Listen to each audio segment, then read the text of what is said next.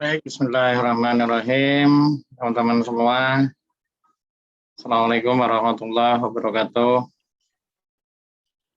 Ini baru bergabung. Waalaikumsalam warahmatullahi wabarakatuh. Baru bergabung 2 orang ya, Mbak Putri sama Mbak Vanessa.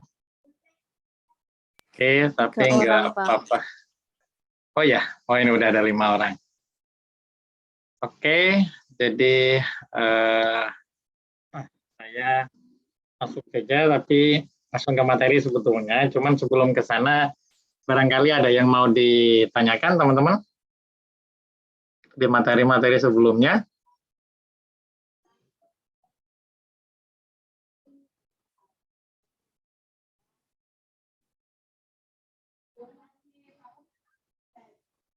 Ada yang mau ditanyakan?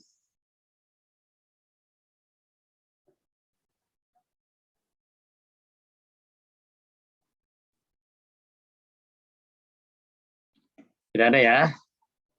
Oke, kalau tidak ada yang Oke. Kalau tidak ada yang ditanyakan teman-teman semua, jadi kita coba sekilas flashback di perkuliahan kita. Pertama tentang fundamental untuk bisnis, begitu ya. Terus transformasi digital dan mengembangkan produk startup. Saya juga sudah bikin video pembelajarannya, gitu ya. Terus hari ini kita masuk ke pengembangan produk startup-nya. Jadi kalau kemarin ada transformasi digital dan bagaimana mengembangkan produk startup. Sekarang saya tambahkan lagi bagaimana mengembangkan startup dengan pendekatan yang kemarin sebelum sudah ada pembahasan metode Scamper, sama sekarang saya tambahkan tentang design thinking ya teman-teman. Oke, di sini saya sudah lihat beberapa pendapat teman-teman, begitu ya. Jadi ini sudah ada beberapa yang komen, ada sampai 10 ya yang komen ya. Oke, jadi ini jadi salah satu parameter penilaian penugasan ya teman-teman ya, untuk keaktifan teman-teman, karena nanti ada rekapannya. Di sini dari Mbak siapa nih? Mbak Firda ya. Proses berulang-ulang untuk mendapatkan hasil yang dapat memuaskan dan sesuai dengan keinginan pengguna. Cara mengembangkan yaitu dengan co-creation, in-depth interview, design sprint, usability, testing, scrum sprint. Gak apa-apa, ini walaupun jadi di mix semua ya, jadi gaduh-gaduh nih. Dari Mbak Putri, menurut saya design thinking itu untuk mengembangkan pemahaman kepada target dalam mendesain sebuah produk yang kita jual. Ini belum menjawab apa yang ditanyakan. Ya, Mbak Putri ya, tadi gabung kalau tidak salah ya. Jadi teman-teman semua, ini nanti jangan salah paham begitu ya, karena saya dulu pernah ada pertanyaan kayak gini, menjawab panjang lebar, tapi nggak sesuai dengan apa yang ditanyakan gitu ya teman-teman. Padahal yang tadi pun, yang pertama pun juga nggak sesuai gitu ya. Coba dipahamkan sekarang ya, kita lihat ya teman-teman ya, apa itu design thinking. Sebetulnya ini bisa dicari banyak referensinya. Pertanyaan yang kedua, menurut Anda bagaimana cara menerapkan design thinking dalam pengembangan produk startup digital? Anda bisa bercerita ya, dari design thinking yang Anda pelajari, yang Anda baca, terus analisa sendiri bagaimana untuk mengembangkan produk startup digital sesuai dengan pendapat Anda, sesuai dengan pendapat teman-teman semua. Gitu ya. Ini dari Mbak Mega Amalia, begitu ya. Design thinking adalah proses atau metode pola pikir untuk berempati terhadap permasalahan dan masalah yang berpusat pada manusia. Kemudian dengan pemikiran itu mewujudkan suatu layanan dalam konteks sosial maupun bisnis. Oke, nggak masalah ini, begitu ya. Penerapannya dengan cara validasi problem, kemudian validasi produk, kemudian validasi pasar. Ini nggak nyambung dengan design thinking-nya.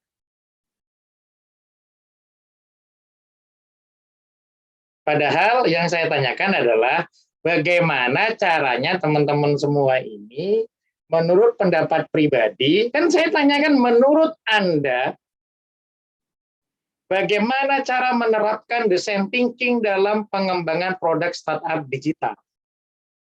Berarti dasarnya sebetulnya teman-teman harus paham dulu apa itu design thinking. Makanya di pertanyaan pertama, apa itu design thinking? Ada apa saja di dalam design thinking? Terus, hal-hal yang ada di design thinking itu ketika diimplementasikan untuk mengembangkan produk startup digital, itu gimana? Kalau dari kasusnya Mbak Mega Amalia ini, begitu ya, di sini ada validasi problem, ada validasi pasar, ada validasi produk, begitu. Mana design thinking-nya? Mana menerapkan design thinking untuk mengembangkan produknya? Belum sampai ke proses validasi.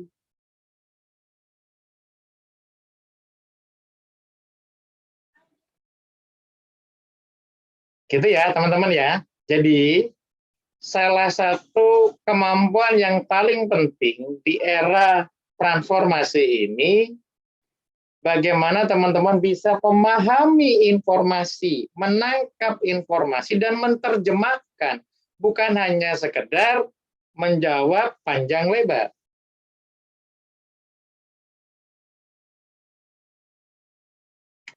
Oke, saya lanjutkan ya, teman-teman ya. Dari Mbak Kotrun Nada, Istiar Salsabila. Design thinking merupakan, ini ada orangnya nggak nih? Kotrun ada nggak? Ada, Pak. Ada. Gak apa ya, saya komen ya. Jadi teman-teman ketika di komen kayak gini, jangan langsung down ya. Jadi ini jadi pembelajaran ya. Oke. Design thinking merupakan cara berpikir kreatif yang digunakan untuk memecahkan berbagai macam permasalahan dengan berfokus pada pengguna. Gitu ya. Ini kurang pas sebetulnya ya. Padahal sebetulnya dengan keyword research design thinking teman-teman akan mendapatkan jawaban sebetulnya ya.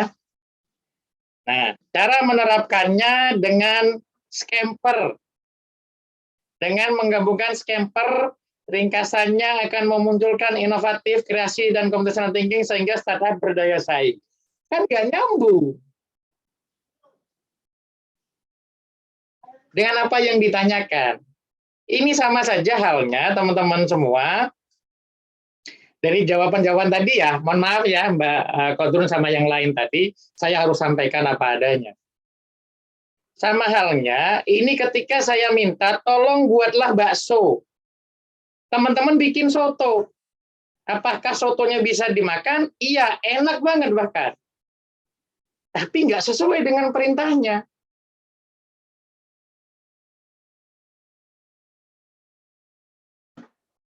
Paham ya?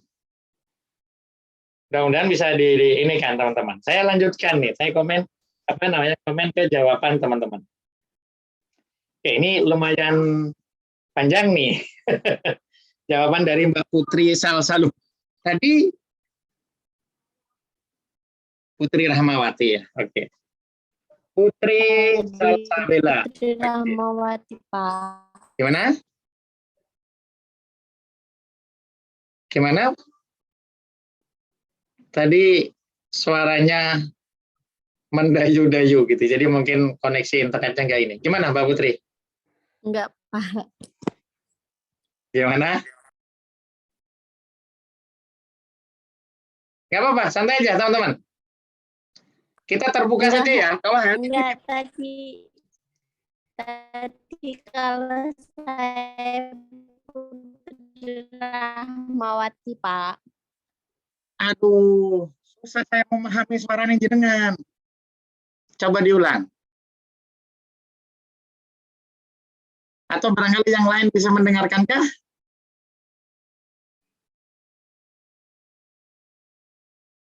Coba Mbak Putri. anu tadi suaranya apa namanya? Kayak permen karet, apa namanya? Lompat-lompat gitu, jadi nggak bisa dipahami. Coba lagi. Gimana?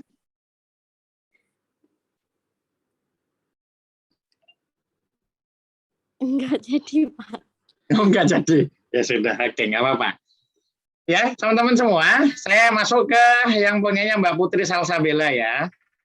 Design thinking dikenal pula sebagai business of experience. Design thinking bisa menjadi jembatan antara kebutuhan bisnis dan pengembangan kapasitas. Design thinking adalah serangkaian proses kognitif, strategis, dan praktis yang berulang, digunakan untuk memecahkan masalah dan menciptakan solusi inovatif yang tidak terpikirkan sebelumnya dengan berusaha memahami pengguna dan kebutuhannya, tidak membuat asumsi dan membuat definisi ulang permasalahannya.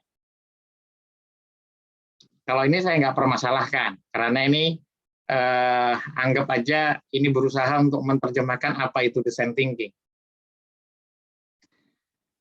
Co-creation, padahal pertanyaan saya apa?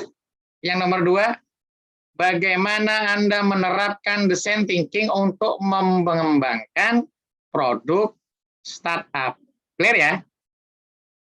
Jawabannya co-creation, sesi workshop singkat yang melibatkan berbagai stakeholder untuk mencoba melakukan proses ideasi bersama.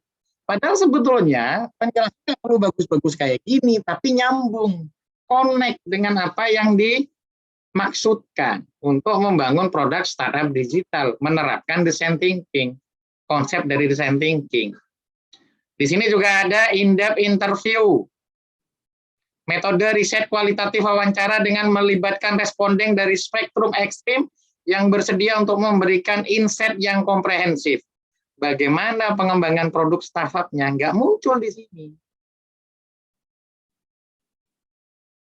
Design sprint adalah proses pembuatan desain dalam bentuk medium fidelity prototype yang berlangsung selama 5-10 hari. Ini apa maksudnya? Usability testing adalah proses pengujian oleh pengguna dan bertujuan untuk menghasilkan data yang dapat dijadikan bukti bahwa produk yang telah dibuat dapat digunakan dengan baik oleh penggunanya.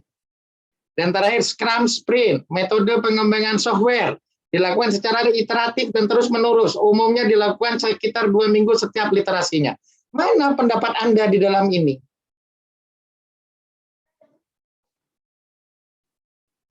Paham ya? Yang saya inginkan adalah pendapat Anda tentang pengembangan produk startup digital menerapkan design thinking.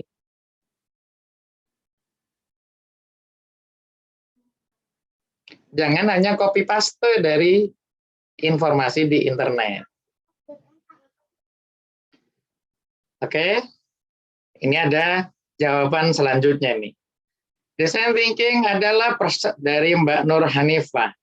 Design thinking adalah serangkaian proses kognitif, strategis, dan praktis yang berulang digunakan untuk memecahkan masalah dan menciptakan solusi inovatif yang tidak terpikirkan sebelumnya dengan berusaha memahami pengguna dan kebutuhannya, tidak membuat asumsi dan membuat definisi ulang permasalahannya.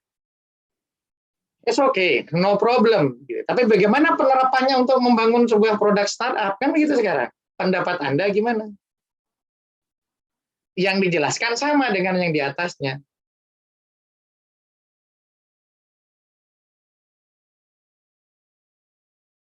Jadi teman-teman semua, ini harus dipahami gitu ya, apa yang diminta dan apa yang diberikan. Jangan merasa ketika nanti diminta bakso yang disediakan soto, saya sudah bikin soto Pak, enak, tapi nggak sesuai. Ini untuk berlatih ya teman-teman ya. Karena saya pernah kayak gini, ada mahasiswa, Pak saya sudah mengerjakan semua, kok nilai saya masih jelek? Nah, masalahnya adalah nyambung nggak dengan yang diminta.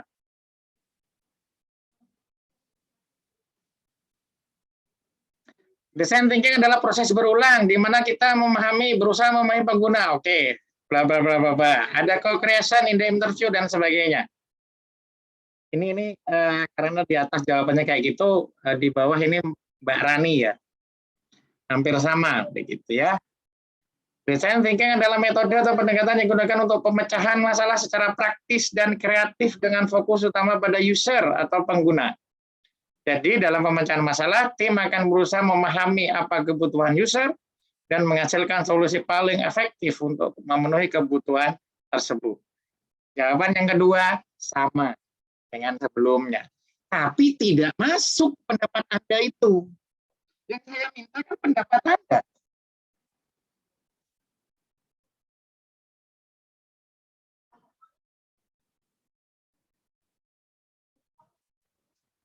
Dari Nadiratul Jamaliyah.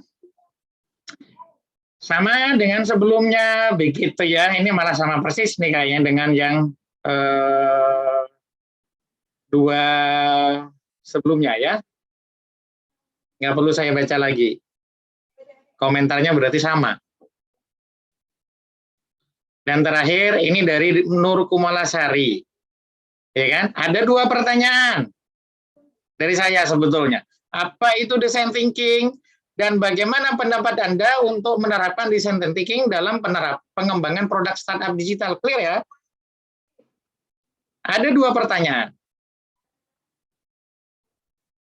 Ini jawabannya, design thinking adalah pendekatan berbasis solusi untuk pemecahan masalah. Design thinking berkisar pada minat yang mendalam saat mengembangkan pemahaman untuk merancang produk dan jasa.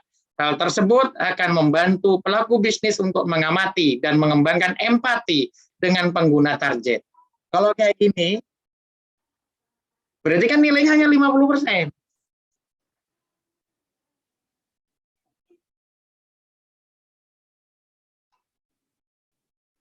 Itu ya, teman-teman. Karena sebelumnya beberapa ketika sudah menjawab kayak gini, saya sudah menjawab, Pak, saya sudah mengerjakan. Masalahnya adalah apakah sudah sesuai yang dikerjakan. Ini biar teman-teman paham ya. Oke, sebentar, ini laptop saya kok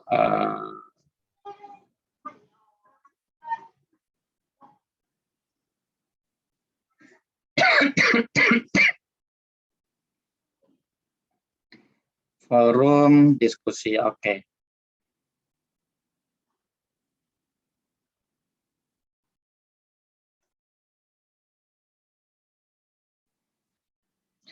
Ini ada pertanyaan dari Mbak Putri Rahmawati ya. Ingin bertanya, Pak, sebaiknya mana yang harus didahulukan terlebih dahulu?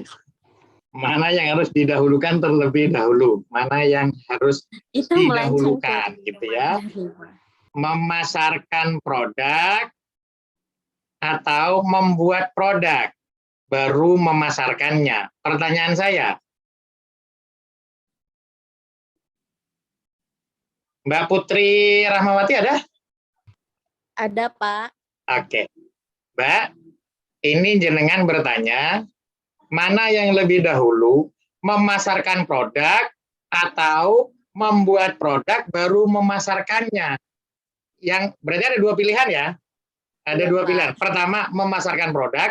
Yang kedua, membuat produk baru memasarkannya. Lah, yang pertama tadi itu produk apa yang akan dijual? Produk, misal produk kayak baju fashion kayak gitu, Pak. Lah, berarti Ini gimana? online. Ini coba kamu bahasakan langsung saja. Gimana? Pertanyaan ini maksudnya apa? Maksudnya gimana ya, Jalan? Karena kan saya nggak nyambung nih. Karena kalau dari pertanyaan Mbak Putri, mana yang lebih dahulu? Memasarkan produk atau membuat produk dulu terus memasarkan? Nah, yang pertama itu yang dipasarkan apa? Yang dipasarkan itu produknya, Pak. Jadi itu kita barangnya belum ready gitu loh, Pak. Kira-kira kalau barangnya belum ready bisa dijual nggak? Bisa sistemnya PO berarti kalau kayak gitu. Nah, berarti cara model bisnis nanti. Gimana Pak? Bicara model bisnis nanti. Ini nyeleweng pertanyaannya. Ya nggak apa-apa, karena materi selanjutnya itu model bisnis loh, jangan salah. Iya. Jadi nggak apa-apa. Intinya tidak mungkin kita menjual produk kalau produknya nggak ada, benar nggak? Ya kan, Mbak Putri? Iya Pak. Tapi itu ini yang ditanyakan itu mana yang lebih bagus gitu Pak? Masarkan dulu atau membuat produknya dulu baru memasarkannya? Oke. Di sini sebetulnya tergantung jenengan mau pilih yang mana. Ya kan? Itu bicara model bisnis. Nggak Iya. apa-apa, ini masuk ke model bisnis karena ada pertanyaan dari Mbak Putri ya. Oke, Iya, Pak. sebentar ini saya harus mematikan beberapa ini teman-teman. Beberapa yang saya buka karena kok laptop saya over. Oke, sebentar.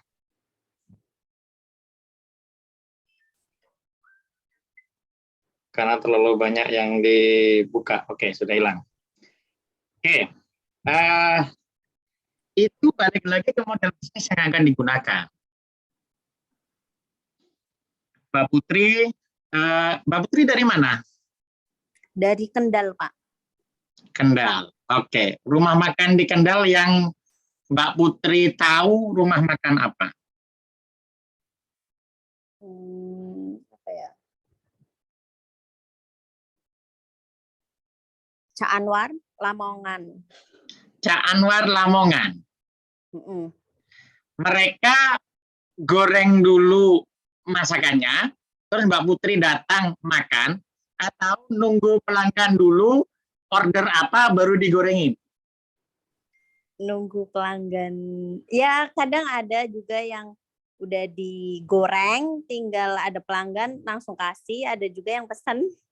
Oke, berarti sebetulnya itu pilihan yang mana tidak ada yang lebih baik. Yang paling utama adalah yang menjalankan bisnisnya itu sendiri. Paham toh? Iya, iya.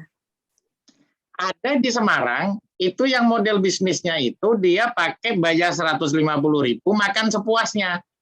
Terserah.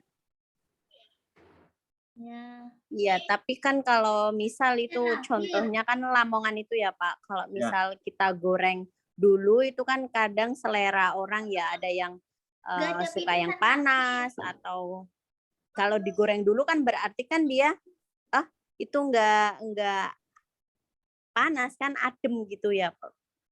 Iya. Itu bagus. Ini bagus, ini bagus. Ini siapa ini?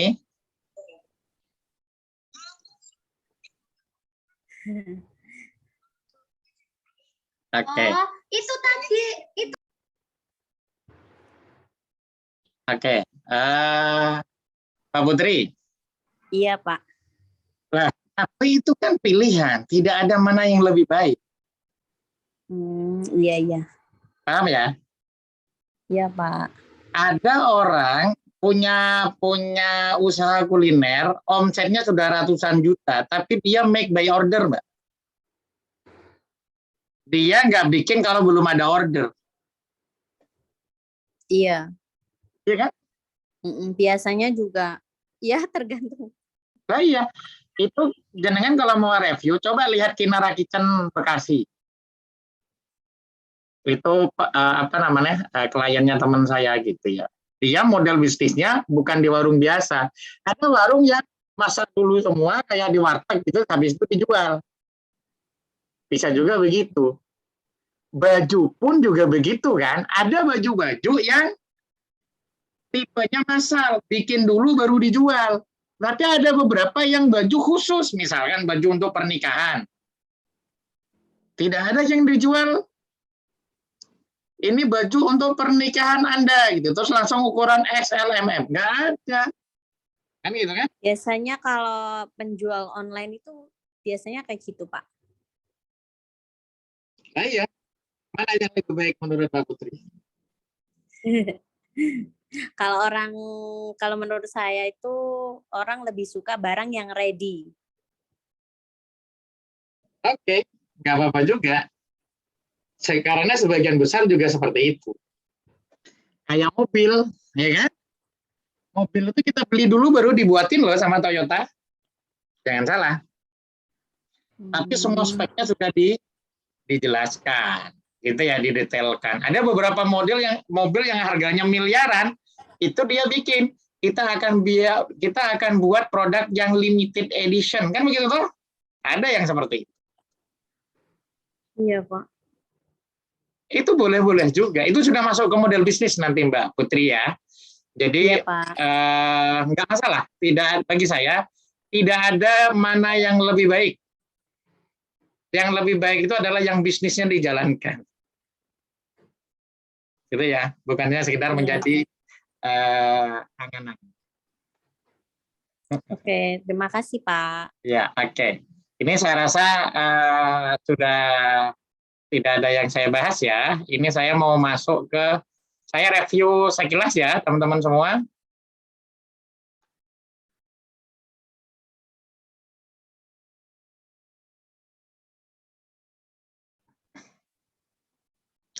Oke, teman-teman.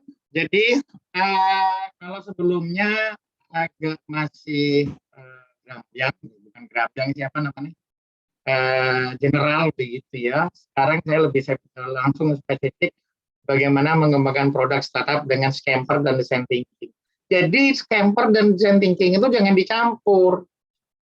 Ini sama halnya soto sama bakso kan gitu kan. Kalau menurut saya analoginya ke sana. Sama-sama bagusnya, terserah kita mau pakai yang mana. Gitu ya. Oke, sekilas saya mau ini dulu dari sini, teman-teman ya. Tapi saya agak persingkat saja ini. Pertama, bagaimana menerapkan sistem informasi ya. Karena nanti teman-teman akan masuk ke startup digital. Informasi di sana ada dua kata, efisiensi dan efektivitas. Efisiensi itu berhubungan dengan biaya, waktu, dan sumber daya. Kalau efektif itu bisa mendukung strategi bisnis, bisa memperbaiki proses bisnis, meningkatkan struktur organisasi dan budaya, gitu ya, meningkatkan value pada perusahaan dan juga pada pelanggan. Oke. Komponen dari sistem informasi, intinya teman-teman semua ini akan jadi acuan ya bagi nanti ketika mau membangun startup digital yang berbasis aplikasi atau sistem. Intinya kalau di dalam sistem itu ada input, ada proses, ada output. Jadi di sini inputnya itu dalam bentuk data, prosesnya itu bagaimana mengolah data itu menjadi output, menjadi sebuah informasi gitu ya. Agak saya percepat untuk di sini karena sebetulnya ini hanya refresh saja kan. Komponen di dalam sistem informasi ada brandware, berarti pengguna ya, pengguna akhir, ada yang merancang sistem informasi, terus ada sumber daya hardware, itu berarti semua peralatan fisiknya gitu, terus ada sumber daya software begitu kan, aplikasinya bagaimana mengolah informasinya, terus ada sumber daya data.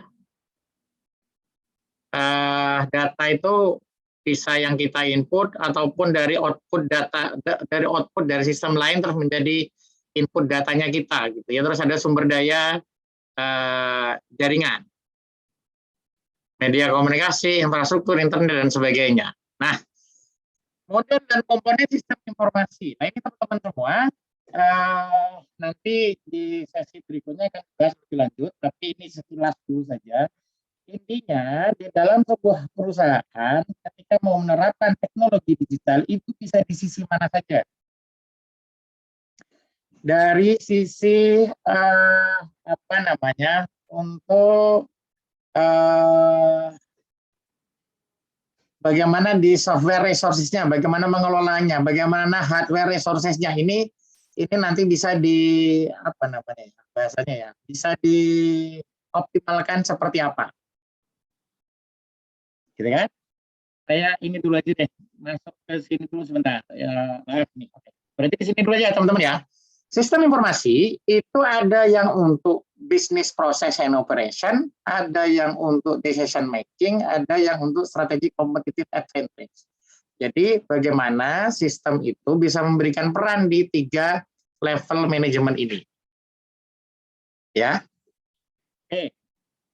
Terus proses pengembangan sistem informasi ada investigasi atau analisa kebutuhan, terus ada sistem analis, ada sistem desain, terus implementasi, terus maintain. Biasanya sekarang ini modelnya waterfall ya. Kalau yang lebih sering sekarang modelnya agile. Tadi beberapa jawaban teman-teman itu beberapa ada yang menyampaikan terkait dengan Scrum, gitu ya.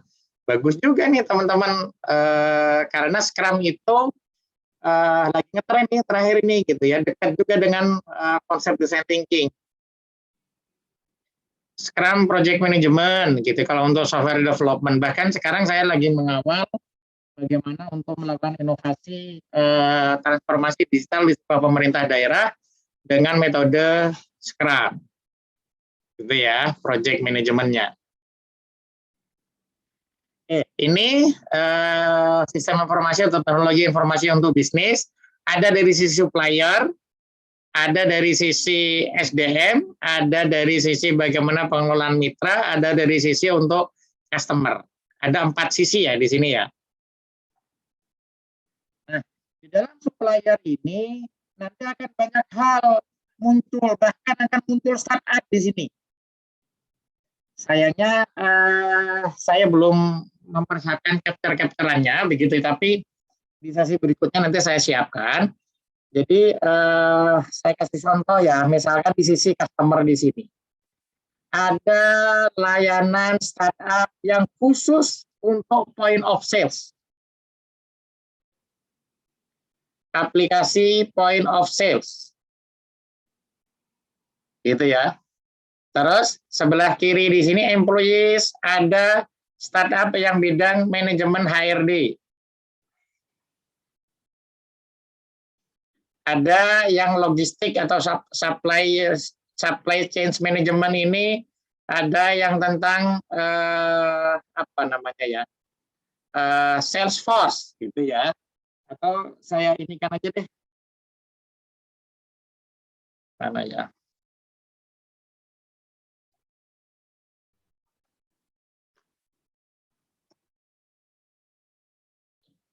Saya ini kan aja ya teman-teman ya, biar langsung punya gambaran. Screen 1.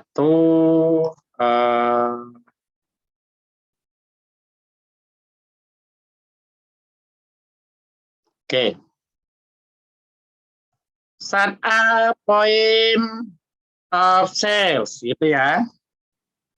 Nih, sistem maju.id gitu ya. Ini aplikasi untuk kasir. Mokapon keuangan kan? Aduh, ini bisa dilihat ini sebetulnya. Ini untuk gambaran teman-teman ya. Ada namanya startup dari Purwokerto yang point of sale juga, tapi model bisnis berbeda. Atau di Tekinasinya nanti bisa dilihat ini sebetulnya ya. Kumpulan startup point of sales ini kan banyak ini. Berarti sebetulnya teman-teman nanti mau bikin produk startup apa tergantung teman-teman. Gitu ya. Manajemen misalkan startup manajemen HRD gitu ya, kita lihat. Apa nih?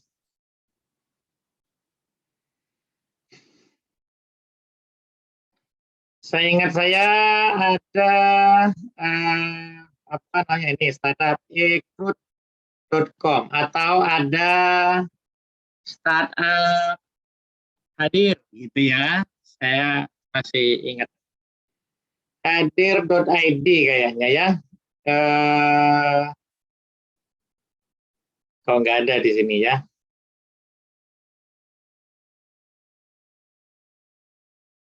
Ini startup yang dari apa namanya kompetisi yang diadakan oleh Telkom, gitu kan? Kok Telkom, Kominfo.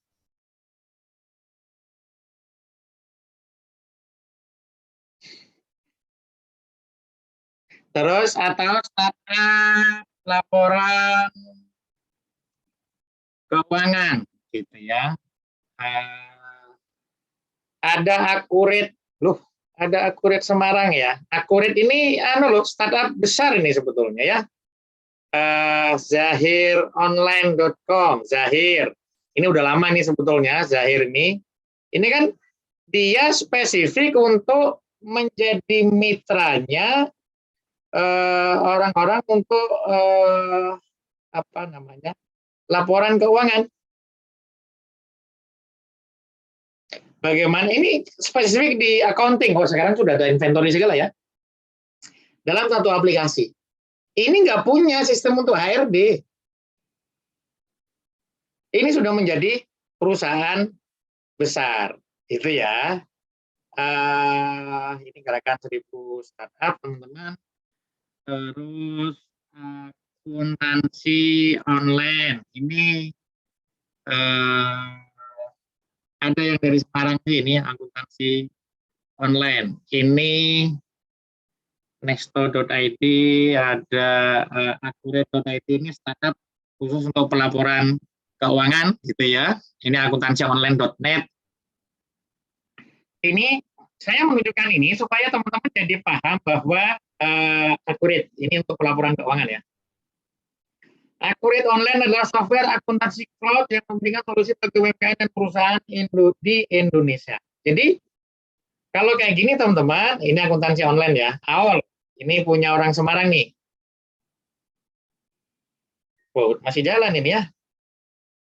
Nih, Jalan Kedung Mundu, Sambiroto, Tembalang, Kota Semarang. Karena saya tahu nih, ini didirikan di tahun 2018. Ya. Alhamdulillah masih apa namanya, bisa jalan. Oke.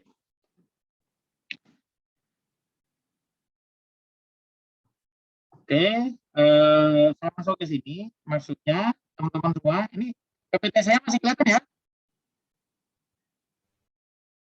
teman-teman? Masih, Pak. Masih ya. Masih, Pak. Oke, siap, makasih. Jadi ini teman-teman, saya menunjukkan di sini ini nanti ketika kita mau membangun sebuah startup, begitu ya, tidak perlu mikir secara keseluruhan. Karena bisa jadi di beberapa item ini kita sudah bisa membuat startup.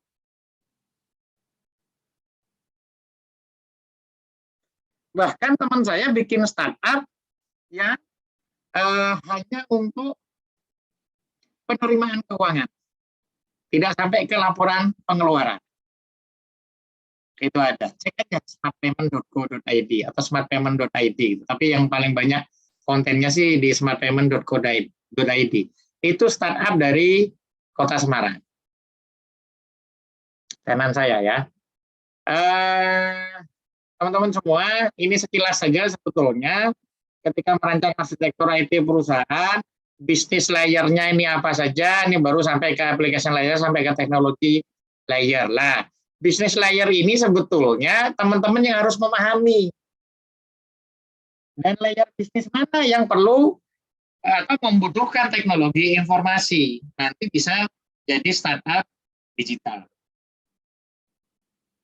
Ya. Oke, sekarang saya lebih inikan lagi ke mengembangkan produk startup digital. Ya. Tahapan membangun startup itu dimulai dari bagaimana kita bisa mengidentifikasi problemnya orang. Sehingga orang yang mempunyai problem itu nanti membutuhkan solusi startupnya kita. Dan dia mau bayar untuk mendapatkan solusi startupnya kita. Ya kan? Terus yang kedua adalah identifikasi solusi alternatif-alternatifnya apa, gitu kan? Nah, solusi itu yang paling fit nanti kita buat analisa untuk fitur produknya apa saja. Tahap awal, kembangkanlah yang namanya minimum viable product atau MVP. Sampai ke selanjutnya ya, target pasar, kompetitor, dan sebagainya. Enggak kita bahas, yang merah-merah ini sebetulnya nanti di pertemuan berikutnya. Oke. Problem solution fit, begitu ya teman-teman ya, ini sebenarnya sudah dijelaskan di sebelumnya. Untuk membangun startup, pertama ada yang namanya problem or solution fit. untuk memastikan problem kita ini valid nggak sih. Terus ada produk atau market fit, ini berhubungan dengan customer validation. Terus nanti ada scale up gitu ya, customer creation. Ini kalau sudah valid ya. Ini sebetulnya produk market fit ini atau produk atau market fit ini menjadi paling utama gitu ya dalam mengembangkan sebuah startup, teman-teman. Kita lihat penjelasannya agak lebih detail di sini ya. Validasi problem itu, teman-teman harus memvalidasi produknya seberapa penting dan sering masalah itu dimiliki oleh masyarakat, ya kan? Ini saya nggak hafalan ya teman-teman ya, kalau nanti ada bahasa saya yang berbeda dari penjelasan sebelumnya di video pembelajaran sebelumnya, itu satu hal yang wajar ya. Mudah-mudahan tidak terus mensubstitusi ya, malah saling menguatkan. Ya. Problem itu harus divalidasi. Benar nggak ada orang yang punya problem itu, kan? Seberapa penting dan sering. Kalau nggak penting dan nggak sering, ngapain? Apalagi masalah itu sekarang sudah ada teknologi yang lain. Ada produk yang lain. Wah, sudah ada Pak produk yang lain, tapi saya punya ide produk yang lebih bagus lagi. Itu bagus banget. Apakah idenya kita itu memberikan nilai tambah? Kalau ada apa? Kan gitu kan? Nilai tambahnya buat siapa? Nilai tambahnya buat customer. Pak, untuk transportasi sekarang sudah bisa kok, gitu ya. Pakai naik angkot. Ada orang yang bikin Gojek, bikin Grab. Apa nilai tambahnya? Ya kayak naik angkot bisa pesen. Kayak gitu tuh. Naik ojek, dulu sudah ada naik ojek, tapi ada nilai tambah. Naik ojeknya nggak perlu negosiasi, langsung pakai aplikasi. Kan gitu tuh.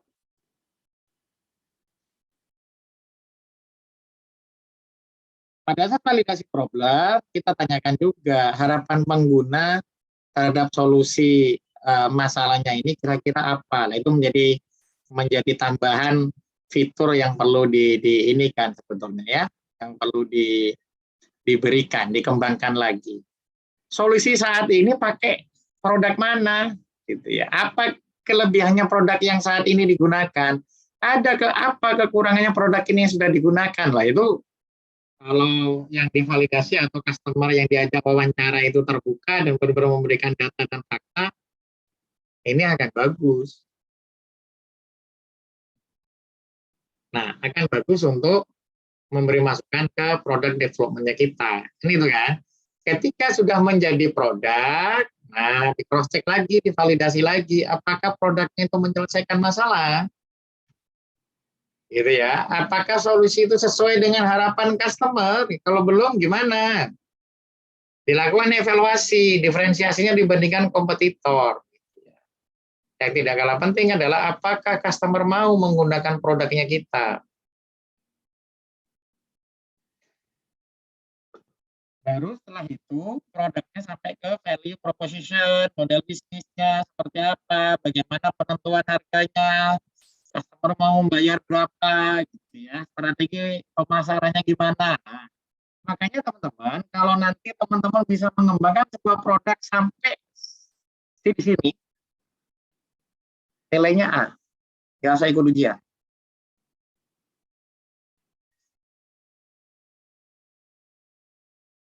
Ya, nggak usah sampai produk sempurna ya, MVP saja cukup. MVP itu teman-teman semua, jadi kita mengembangkan sebuah produk yang untuk tahap awal tidak perlu sempurna, kan gitu kan, tapi sudah bisa digunakan. Seperti ingin mengembangkan ini ya, produk mobil ber-AC begini-begini kan gitu kan. Di tahap awal mungkin belum jadi, tapi sudah bisa di-testing dulu, pastinya bisa jalan apa enggak. Ya kan? Yang kedua masih bentuknya pickup, udah bisa jalan. Yang ketiga kayak gitu, yang keempat seperti itu. Itu namanya MVP. Dari pertama, kedua, ketiga, keempat itu sudah bisa digunakan. Padahal mimpinya mau bikin kayak 4. Nah, sama halnya dengan kita bandingkan MVP dengan value. Jadi, sebetulnya teman-teman semua, yang namanya MVP itu, yang penting value-nya bisa masuk dulu. Feature-nya nggak harus lengkap-lengkap dulu, gitu ya. Bagaimana meng-create sebuah value itu nanti akan ada di mata kuliah berikutnya, value requisition canvas ya.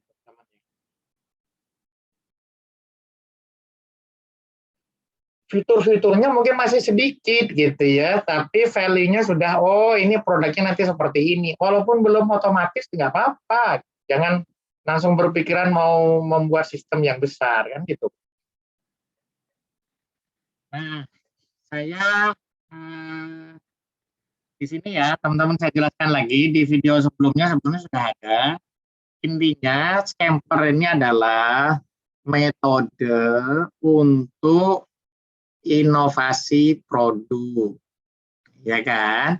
Gimana caranya untuk melakukan inovasi produk? Bisa dengan substitusi, mengganti, gitu kan? Mengganti komponen pendukung, bahan dan manusia di usaha Anda.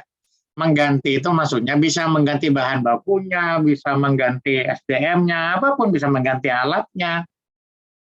Bisa enggak? Maksudnya, oh ada donat. Dulu pas awal-awal ada donat kentang, kan gitu toh? Kan ganti bahan bakunya. Bisa di substitusi enggak? Gitu ya. Atau komponen pendukungnya bisa disubstitusi enggak? Silakan Anda eksplorasi dengan melihat yang ada sekarang, terus kira-kira bisa disubstitusi enggak? Atau combine, menggabungkan beberapa produk, ya kan? Ada dulu donat itu ya isinya kalau nggak pakai meses ya pakai gula putih kan? Lama-kelamaan ada toppingnya macam-macam sekarang, apalagi kalau di Jeko gitu misalkan gitu ya, ada macam-macam itu. Ada yang di coklat dibuburin kacang lah, ada yang coklat dikasih apa lagi lah macam-macam kan gitu kan? Itu kan mengkombinasikan. Ada adaptasi lah bahasanya itu. Menyesuaikan produk sesuai dengan kondisi di lingkungan. KFC kalau di Eropa itu tidak ada nasi. Kalau di Indonesia pakai nasi karena ya orang Indonesia itu belum makan kalau belum makan nasi. Kalau di sana ya pakai kentang aja udah cukup. Atau bisa adaptasi yang lain gitu ya. Silahkan teman-teman bisa berpikir.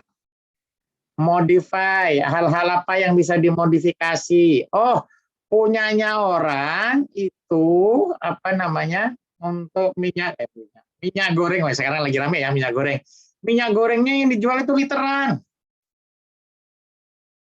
Gitu kan, atau 2 literan. Saya pakai yang langsung 10 liter tapi lebih murah. Atau langsung sekali pakai kan gitu kan, kayak sampo dulu kan modelnya botol, terus ada saset. Nah itu monggo. Memodifikasi seperti itu juga boleh.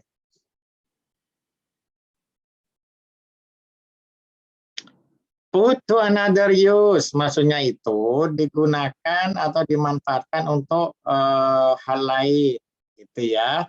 Dari produk yang ada, dari mesin yang kita miliki, gitu ya. Eliminate, menghapus, menyederhanakan sebagian dari elemen-elemen produk Anda, sehingga produk itu seolah-olah menjadi hal yang baru. Bisa-bisa aja. Reverse artinya mengatur ulang, gitu kan, untuk membangun produk Anda. Saya masuk aja ke sesi berikutnya, teman-teman. Design thinking ya, teman-teman semua. Design thinking itu kalau dihubungkan dengan pengembangan produk, di dalam design thinking itu ada 5 tahapan ini, ya. Nanti ada beberapa metode juga yang double diamond lah, macam-macam ya. Tapi prinsipnya insya Allah sama, tidak jauh berbeda di dalam design thinking itu. Pertama, yang perlu dilakukan ya, empathize, empati, begitu ya. Apa prosesnya di dalam empati itu, gitu ya? Develop a deep understanding of the challenge. Bagaimana Anda itu bisa membangun empati dengan calon customer produknya Anda. Ya, misalkan saya mau bikin aplikasi untuk UMKM nih, gitu kan? Atau saya mau bikin aplikasi startup untuk pendidikan. Nah, tinggal ditanyakan, yang pendidikan itu untuk apa? Untuk anak SD. Oke. Terus yang apa namanya? Untuk empatinya begitu ya, kita perlu melakukan observasi, tanya jawab, begitu ya, riset dengan para calon pengguna produknya kita, ya kan? Kalau produknya untuk UMKM, berarti dengan siapa seharusnya kita melakukan empathize, tahapan empathize? Ya dengan para pelaku UMKM. Bu, Pak, kalau Bapak nanti bisa jualan secara online, terus nanti dari mana-mana bisa beli, kira-kira mau pakai nggak? Atau tanya juga ke orang tua yang anaknya masih di SD, Ibu, Anda misalkan ada apa namanya di dalam apa ada di dalam pendidikannya ada permasalahan nggak dengan anak? Pengen kursus nggak? Pengen les nggak? Oh pengen gini, tapi ada masalah nggak untuk cari tutor? Oh ada masalah mah susah gini nih, kan gitu kan? Catat semua.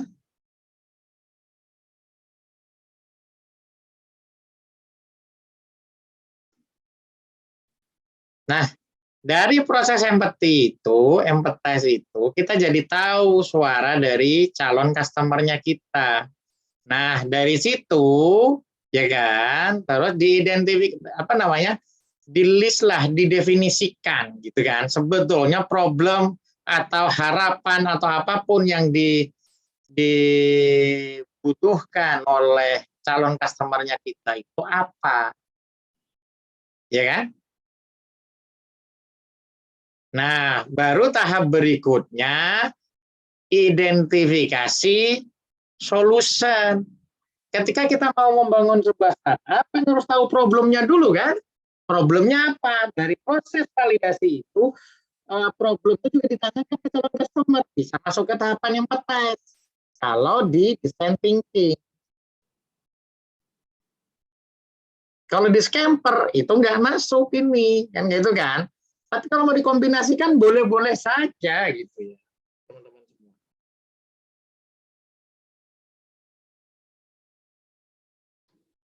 Oke. Terus di sini ada ide brainstorming untuk potential solution gitu ya. Setelah itu buatlah prototype design. Jadi dari prototype design itu ini yang namanya MVP, minimum viable product, di dalam pengembangan produk startup, ya kan? Setelah prototipe jadi, di-testing beneran ke para pengguna, diuji coba. Ada masukan enggak? Nah, ada masukan apa enggak itu balik lagi ke empathize. Iterasi di sini akhirnya berputar terus.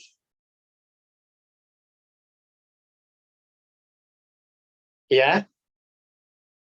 Setelah ada produk baru, dikembangkan prototipenya, di-testing. Oh, ternyata enggak ngefek gitu ya. Ya balik lagi gitu, empathize lagi, define, iterate, prototype, test lagi.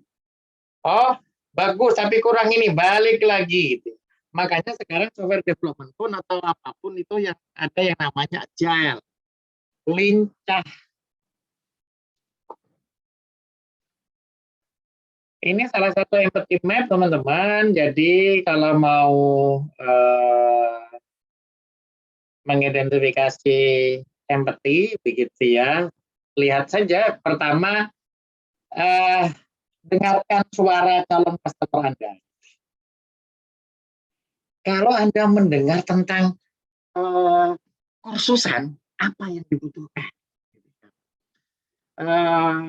Terus lihat aja orang-orang yang apa namanya punya anak SD gitu ya, mereka yang mereka lakukan apa gitu, lihat aja atau ditanyakan apa yang kamu pikirkan, apa yang kamu rasakan ketika mendengar ini, apa yang kamu harapkan, apa yang mereka katakan, apa yang mereka lakukan.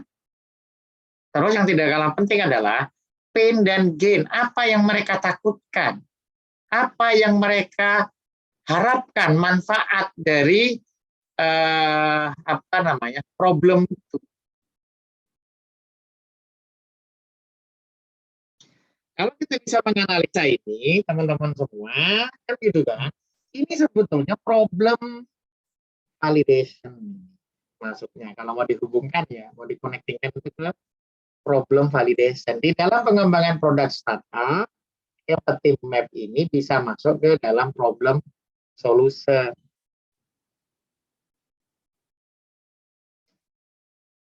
Gitu ya, teman-teman. Saya rasa cukup dari saya, barangkali ada yang mau ditanyakan. Mudah-mudahan sudah bisa mengkonektikan ya. Bagaimana scamper untuk mengembangkan produk inovasi, bagaimana metode design thinking untuk mengembangkan produk inovasi. Sesuatu hal yang berbeda, apalagi dengan Scrum, beda lagi. Kalau mau cerita-cerita, boleh aja gitu ya, Scrum Project Management. Bagaimana di sana ada daily Scrum, ada desain, ada Scrum sprint gitu ya, ada Scrum apa namanya ya, ada product backlog kayak gitu ya. Karena tadi kan ada yang apa namanya menuliskan Scrum sprint di jawabannya, padahal yang saya tanyakan sebetulnya bagaimana menerapkan design thinking untuk pengembangan produk startup menurut bahasa Anda gitu. Seharusnya begitu. Tapi nggak apa-apa ya teman-teman ya, ini saya langsung komen seperti itu, saya berharap nanti jangan jadi tahu, toh ini masih belajar ya. Salah itu satu hal yang wajar, nggak apa-apa. Ada yang mau ditanyakan teman-teman? Bertanya Pak. Boleh. Untuk yang tugasnya itu dalam bentuk PPT ya Pak? Oh, kamu sedang ngintip Sinau ya? Iya. Iya, dibuat di PPT aja, nggak apa-apa. Itu tugasnya ini ya, Mbak Mega dan teman-teman semua, itu tugasnya jangka panjang ya, dimulai dari mengembangkan produk inovasi. Silakan, bebas-bebas saja, di bidang apapun boleh. Nggak perlu sampai total ya, secara spesifik aja. Yang penting Anda menguasai di bidang. Kalau saya sih harapannya digital. Kalaupun karena ini kan digital bisnis ya, tapi kalau terpaksanya Pak, saya itu punya orang tua usahanya warung Pak, tapi saya pengennya warung nanti ini berkembang jadi restoran gitu ya. Ya kalau dari saya ya coba ada sentuhan teknologinya bisa nggak di situ. Pak, saya usaha keluarga saya jahit baju. Nah, ada ide untuk mengembangkan platform untuk jahit baju nggak? Saya kira bisa jadi maklun. Itu ya Mbak Mega Amalia ya, PPT saja enggak apa-apa. Saya berharap nanti akan muncul ide-ide inovasi produk. Ya. Baik Pak. Ya, nanti setelah itu kan ada model bisnis tuh, ya kan? Nanti model bisnisnya ya yang dianalisa yang produknya yang Anda kerjakan sekarang. Jadi saya berharap Anda menemukan ide ya. 1 minggu ke depan. Jangan lupa uploadnya kayaknya bulan. Kayaknya hari Kamis ya kalau tidak salah ya. Batas akhirnya ya. Oke, ada yang mau ditanyakan lagi teman-teman? Mbak Putri tadi open ini, ada yang mau ditanyakan?